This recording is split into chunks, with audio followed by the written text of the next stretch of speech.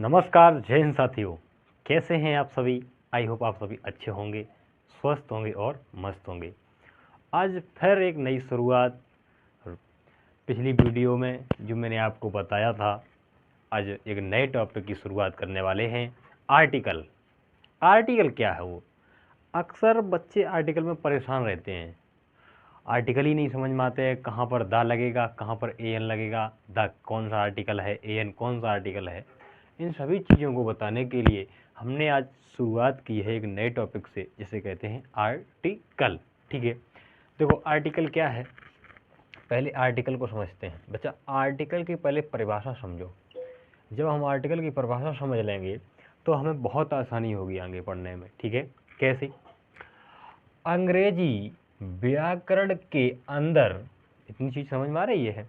अंग्रेजी व्याकरण यानी इंग्लिश ग्रामर के अंदर ए और ए एन तथा दा का आर्टिकल्स कहा जाता है, यानी दा को आर्टिकल्स कहा जाता है।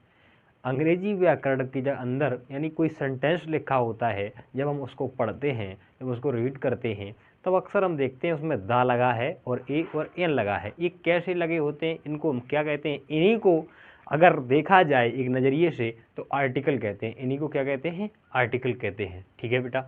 अच्छा, इनका प्रयोग नाउन से पहले, यानी कोई संज्ञा दी गई होगी उससे पहले करते हैं। नाउन को परिभाषित करने के लिए, यानी नाउन को परिभाषित करने के लिए, यानी जो भी संज्ञा दी गई होगी उसको इन जब ये लग जाएंगे आर्टिकल तो उसे उसको परिभाषित किया जा सकता है। ठीक है, करने के लिए किया जाता है। ठीक है, ये एडजेक्टिव हैं और मॉडर्न इंग्लिश ग्रामर में इन्हें डिटरमाइनर्स के रूप में भी प्रयोग किया जाता है। कहने का मतलब ये हुआ कि ये एडजेक्टिव हैं और मॉडर्न इंग्लिश ग्रामर के रूप में इन्हें हम जब प्रयोग करते हैं तो इन्हें डिटरमाइनर्स भी कह देते हैं। ठीक है।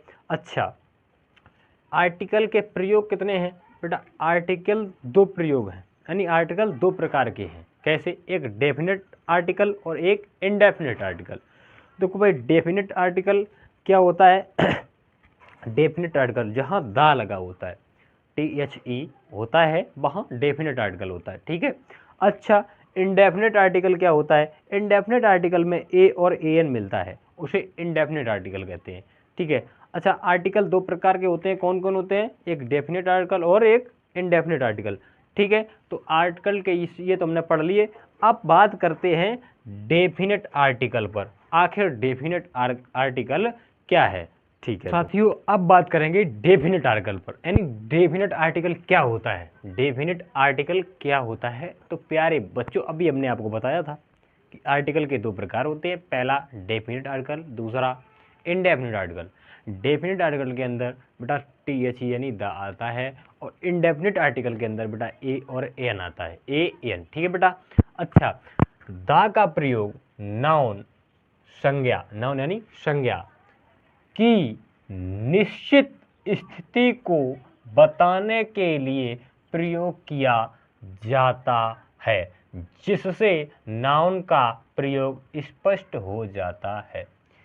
कहने का अर्थ ये हुआ कि जो दा है, THE जो आर्टिकल है, डेफिनेट आर्टिकल है, इसका प्रयोग किसी एक ऐसे नाउन यानी ऐसे स्थिति को, विशेष स्थिति को प्रकट करने के लिए किया जाता है, ऐसे समझो। ठीक है। अच्छा, जैसे अब मैं एग्जाम्पल के थ्रू आपको बताऊं, I will pick him up at the airport. कहने का मतलब ये हुआ मैं उसे हवाई अड्डे पर लेने आऊंगा। कोई व्यक्ति है, दूसरे व्यक्ति की बात कर रहा है कि मैं उसे हवाई अड्डे पर लेने आऊंगा। मेरी बात समझना, कहाँ लेने आऊंगा? हवाई अड्डे पर। कहाँ लेने आऊंगा? हवाई अड्डे पर, एयरपोर्ट पर, है ना।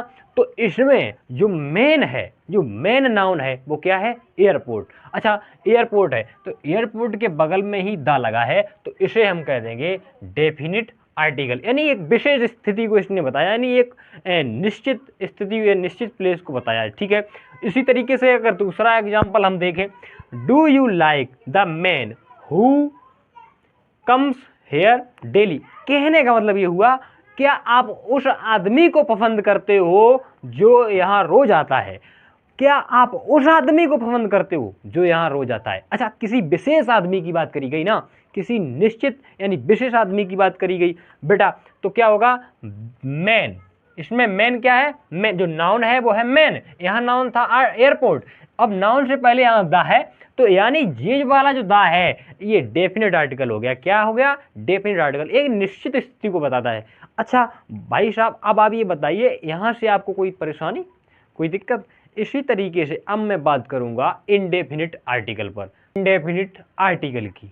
ठीक है, जो दूसरा आर्टिकल है भाई वो हमारा क्या है? Indefinite article. ठीक है, इंडेफिनिट आर्टिकल में मैंने आपको बता ही दिया है, और ए और एन मिलेगा। ठीक है, जैसे ए और ए एन का प्रयोग नाउन यानी संज्ञा की अनिश्चित स्थिति को बताने के लिए प्रयोग किया जाता है। कहने का मतलब ये हुआ, जो हमारे इंडेफिनिट आर्टिकल हैं यानी अनिश्चित आर्टिकल हैं, ये अपने आप में ही प्रदर्शित कर रहे हैं इंडेफिनिट अनिश्चित। ठीक है, इंडेफिनिट आर्टिकल हैं, ये किसी अनिश्चित स्थिति को बताएंगे। क्लियर? अच्छा, बताने के लिए इनको प्रयोग होता है जिससे नाउन का प्रयोग अस्पष्ट हो जाता है, जिससे किसी संज्ञा जो भी होगी उसका जो अर्थ है वो अस्पष्ट हो जाता है, यानी स्पष्ट नहीं होता। स्पष्ट किसमें होगा? वहाँ हमने आपको बताया है डेफिनेट आर्टिकल में। ठीक है, जो फर्स्ट वाला था। ठीक, अच्छा, अस्पष्ट हो जाता है। जैसे अब एग्जाम्पल के थ्रू समझें, I bought an ink pot. I bought an ink pot यानी मैंने एक दवात खरीदी, मैंने एक दवात खरीदी। मेरी बात समझना, एन इंक पॉट बेटा ये जो नाउन है ये अस्पष्ट है, स्पष्ट नहीं है, किसी पार्टिकुलर दवात की बात नहीं की जा रही इंक पॉट की, तो इसलिए इसके पहले क्या लगा है? ए एन, यानी इंडेफिनिट आर्टिकल इसके बगल में लगेगा। क्लियर? अच्छा, ये जो ए एन है इसका और भी अभी सिचुएशन आगे आएगी, वो भी बताएंगे। अच्छा, मैंने एक दवात खरीदी, आप यहाँ समझ गए, इंक पॉट है, क्या है ये एक अस्पष्ट है, यानी दवात है, अस्पष्ट की बात करी गई, इसका कोई स्पष्ट रूप नहीं है। क्लियर? इससे पहले ए एन लगा है। ठीक, अब दूसरा क्या है? दूसरा एग्जाम्पल समझो, a cow was sitting on the road. मेरी बात समझना, आ काऊ यानी एक गाय, किसी पार्टिकुलर गाय की बात नहीं करी गई है ना बेटा। जब अनसर्टेन है, किसी पार्टिकुलर नाउन की बात नहीं की गई, तो बेटा इससे पहले क्या लगेगा? ए। देखो, एक काऊ, काऊ एक बेटा निश्चित नहीं है ना, निश्चित नहीं है, पार्टिकुलर नहीं है, तो ये बेटा अनिश्चित है, यानी कि इसका अर्थ जो अर्थ है वो अस्पष्ट। अच्छा, bye sitting on the road, देखो ऑन द रोड, देखो बेटा जब रोड आया है तो रोड एक अपना अर्थ स्पष्ट कर रहा है, यानी स्पष्ट नाउन है, पार्टिकुलर है, तो इससे पहले यहाँ देखो दा लगा है। ठीक है बच्चा, यहाँ आपको समझ में आया होगा, एक गाय सड़क पर बैठी थी, तो इसका मतलब एक cow by sitting on the road. ठीक, तो एक काऊ यहाँ आप समझ गए, ये इंडेफिनिट आर्टिकल है और ये डेफिनिट आर्टिकल है। प्यारे बच्चों, देखेंगे यूज ऑफ इंडेफिनिट आर्टिकल, यानी इंडेफिनिट आर्टिकल कहाँ कहाँ लगते हैं, कहाँ कहाँ इनका यूज होता है, क्योंकि वहाँ डेफिनिट आर्टिकल में केवल द का ही प्रयोग होता है, यहाँ दो होते हैं, ए और ए एन। ठीक है, तो वहाँ समझेंगे हम, कैसे समझेंगे? ए और ए एन का प्रयोग सामान्यता ध्वनि यानी साउंड के आधार पर निश्चित की जाती है, यानी हमें तब पता लगता है कहाँ पर हम ना वो ए लगाएंगे और कहाँ पर ए एन लगाएंगे। ठीक है, उसका पता हमें, एक तो हम वोवेल्स और कॉन्सोनेंट्स से जानते हैं, दूसरा हम ध्वनि से पता कर सकते हैं। कैसे? जैसे ए का प्रयोग उन शब्दों से पहले किया जाता है जो व्यंजन कॉन्सोनेंट्स से शुरू होते हैं। क्लियर है ना? यहाँ बात यह है कि जो शब्द व्यंजन से शुरू होते हैं, कॉन्सोनेंट्स से शुरू होते हैं, उनसे पहले ए का प्रयोग किया जाता है। ओके, दूसरी बात, जैसे अब एग्जांपल में हम आपको बता दें, ए बैट, ए बैट। ठीक, दूसरा ए पेन, तीसरा ए कोट, कोट, चौथा ए काइट। अच्छा, यहाँ बात कैसे करें स्वर और व्यंजन? देखो स्वर हमारे 5 होते हैं, ए ई आई ओ you, A E I O you, यानी किसी भी वर्ड से पहले ए ई आई ओ यू मिल जाए तो हम ए का प्रयोग नहीं करेंगे, वहाँ ए एन लगेगा। ठीक है। अच्छा, अगर वहाँ हमें स्वर नहीं मिलता है, इन 5 शब्द को छोड़कर कोई भी ABCD में 21 शब्द मिल जाए, वहाँ बगैर सोचे समझे हम ए लगा सकते हैं। ठीक है, क्लियर है ना इतनी चीज़। अच्छा, एक दूसरा नियम क्या कहता है, ए का प्रयोग ऐसे शब्दों के पहले होता है, ए है वो ऐसे शब्दों के पहले भी प्रयोग होता है जिनका उच्चारण यानी कॉन्सोनेंट्स व्यंजनों का साउंड यानी ध्वनि देता है। यानी हमने अभी आपको बताया है, जो ए का प्रयोग जब होता है, कभी कभी ऐसे शब्द आ जाते हैं जो स्वर यानी ध्वनि तो देता है किसकी, वो उसका जो उसमें जो अक्षर हैं, लेटर हैं, वो तो हैं स्वर, यानी कि यू है, ए ई आई ओ यू फंस जाता है, लेकिन उसका जो ध्वनि है वो निकलता है कैसा, व्यंजन की तरह, व्यंजन यानी कॉन्सोनेंट्स की तरह।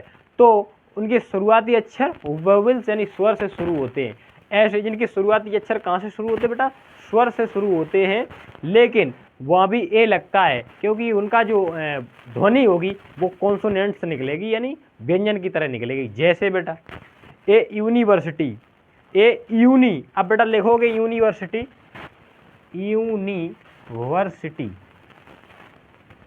अब मेरी बात समझना, यहाँ देखो या यज्ञ यानी या से शुरू हुआ है तो बात तो नहीं बनने वाली। इसी तरीके से यहाँ पर भी देखा गया है, a universal language, A eucalyptus, A European. इसी तरीके से देखो यहाँ हम सब देखते हैं, देखो ए लगा है यूनिवर्सिटी से पहले, यूनिवर्सल लैंग्वेज से पहले ए। ठीक है, ये देखो ए यूकेलिप्टस से पहले लगा है, ए यूरोपियन से पहले लगा है। ठीक है, अब यहाँ हम आप समझ सकते हैं कि देखो यहाँ ई यूरोपियन लेकिन है या से शुरू हो रहा है, उसकी ध्वनि जो है वो व्यंजन से निकल रही है, तो यहाँ हम एन का प्रयोग नहीं करेंगे, इसका प्रयोग करेंगे, ए का प्रयोग करेंगे। ये ए के कुछ प्रयोग हैं, अब बात करेंगे आगे।